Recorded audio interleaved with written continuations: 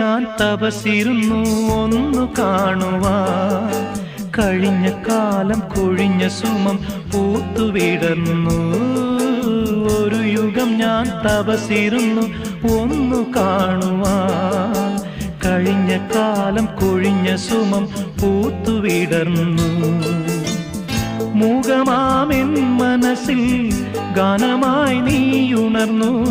മൂകമാമെൻ മനസ്സിൽ ഗാനമായി നീയുണർന്നു. ഹൃദയമൃദുല തന്ത്രിയേന്തി ദേവാമൃതം. വൈശാഖസന്ധ്യേ നിൻ ചുണ്ടിലെന്തേ അരുണ സഖിതൻ അധര കാന്തിയോ.